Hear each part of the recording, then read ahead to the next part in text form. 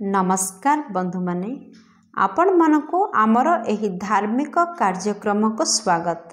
आज आमे आलोचना करिबा भगवत गीतार मुख्य शिक्षा विषय रे।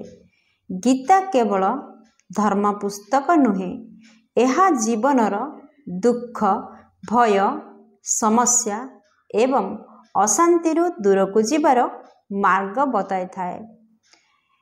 श्रीकृष्ण कहती कर्म कर फल पाई आशा करनी, अर्थात जे काम करने को जहा दायित्व आमर दि जाइछि सेतिके काम कर, किंतु फल पाई चिंता न कर। जेमिति आमे भल पाठ पढ़िले भल परीक्षा हेबो, सेही प्रयास रे फल केबे मिलिबो एहा भगवान जानते। श्रीकृष्ण कहती धर्म पथरे चल। समय परिवर्तन हुए, लोक माने प्रभावित हुअन्ति, किंतु सत्य और धर्म पथ केबे भी बदलेनी।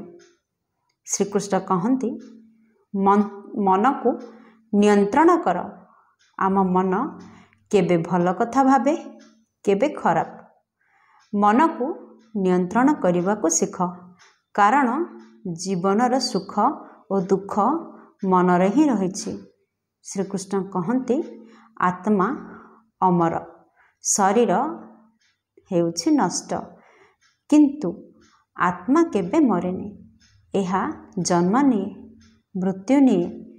एहा जानिले आमे भय दुख और हारिबा मनोभाव मुक्त हेबु।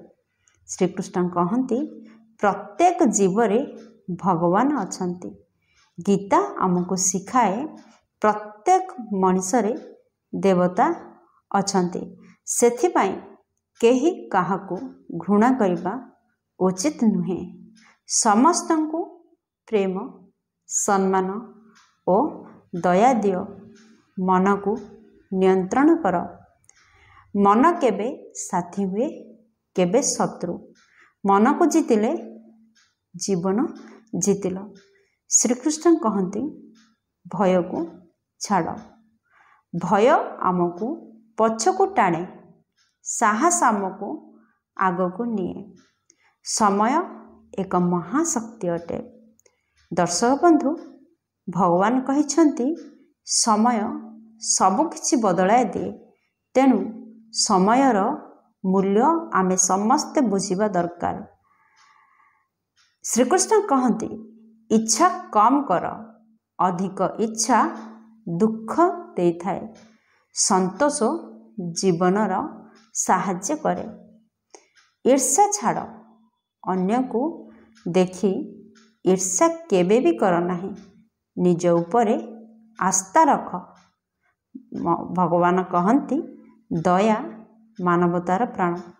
अन्य मानकु प्रेम और दया दियो। एहिठी ही भगवान बसी थांते। श्रीकृष्ण कहती प्रत्येक जीवन रे भगवान माने समस्त जीव भगवानकर अंश।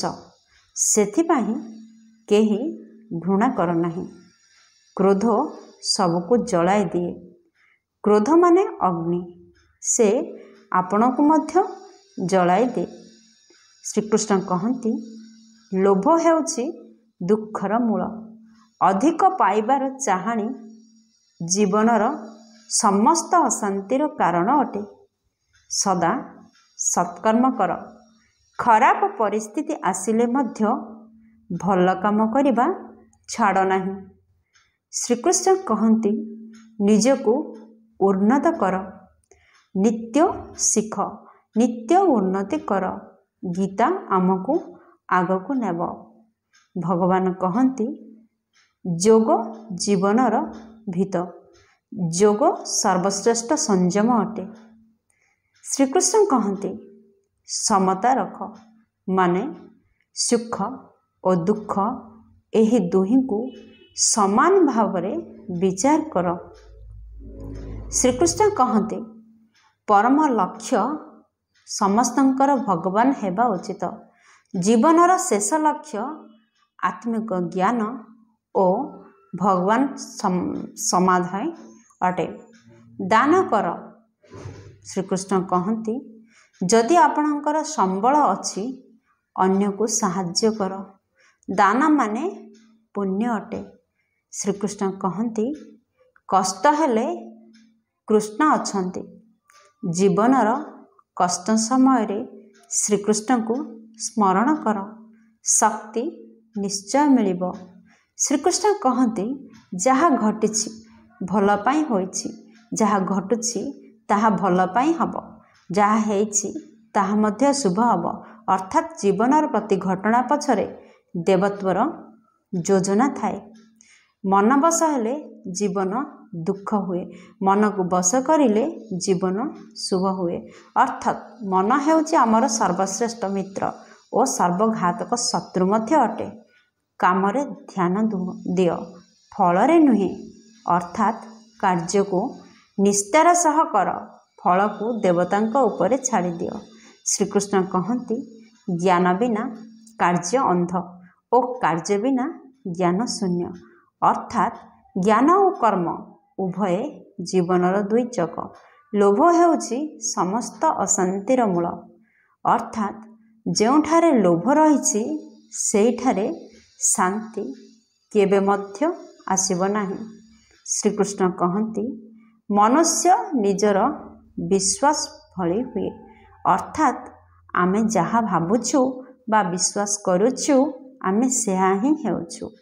ଶ୍ରୀକୃଷ୍ଣ କହନ୍ତି ଭୟ କେବଳ ଅଜ୍ଞାନରୁ ଜନ୍ମ ନେଇଥାଏ। ଅର୍ଥାତ୍ ଜ୍ଞାନ ଆସିଲେ ଭୟ ନଷ୍ଟ ହୋଇଯାଏ। ଶ୍ରୀକୃଷ୍ଣ କହନ୍ତି କାର୍ଯ୍ୟ କର କିନ୍ତୁ କାର୍ଯ୍ୟର ଗର୍ବ କର ନାହିଁ। ଅର୍ଥାତ୍ ନମ୍ରତା ମନୁଷ୍ୟକୁ ମହାନ କରେ। ପରିବର୍ତ୍ତନ ସୃଷ୍ଟିର ନୀତି। ଏହା ମଧ୍ୟ ଶ୍ରୀକୃଷ୍ଣ କହିଛନ୍ତି ପରିବର୍ତ୍ତନକୁ ଭୟ କରିବା ନୁହେଁ, ସେହି ପରିବର୍ତ୍ତନରେ ଅନୁଭବ ଖୋଜ। ଈଶ୍ୱର ସବୁଠି ଅଛନ୍ତି, ତେଣୁ ଭୟ କରିବା ନାହିଁ। ଅର୍ଥାତ୍ ପ୍ରତି ଦୁଃଖରେ, ପ୍ରତି ଚ୍ୟାଲେଞ୍ଜରେ ଆମେ ଏକା ନୁହଁ, ଆମ ସାଥିରେ ଈଶ୍ୱର ଅଛନ୍ତି। ସାଙ୍ଗମାନେ, ଯଦି ଆପଣଙ୍କୁ ଶ୍ରୀମଦ୍ ଭଗବତ ଗୀତାର ଏହି ବିଚାର ଭଲ ଲାଗିଥାଏ ତାହେଲେ ଜୀବନରେ ନିହାତି ଲାଗୁ କରନ୍ତୁ। ପ୍ରେମ, ଧର୍ମ, ସତ୍ୟ ଓ କର୍ମ ଏହା ହିଁ ଗୀତାର ସାର ଅଟେ। ଧନ୍ୟବାଦ। ଜୟ ଶ୍ରୀକୃଷ୍ଣ। ଦର୍ଶକ ବନ୍ଧୁ, ଯଦି ଆପଣଙ୍କୁ ଏହି ଭିଡ଼ିଓଟି ଭଲ ଲାଗିଥାଏ ତାହେଲେ ଭିଡ଼ିଓଟିକୁ ଗୋଟିଏ ଲାଇକ୍ କରନ୍ତୁ, ଚ୍ୟାନେଲଟିକୁ ନିହାତି ସବସ୍କ୍ରାଇବ୍ କରନ୍ତୁ ଆଉ ଭିଡ଼ିଓଟିକୁ ସେୟାର ମଧ୍ୟ କରନ୍ତୁ। ଭିଡ଼ିଓଟି ଏପର୍ଯ୍ୟନ୍ତ ଦେଖିଥିବାରୁ ଧନ୍ୟବାଦ। ଜୟ ଶ୍ରୀକୃଷ୍ଣ।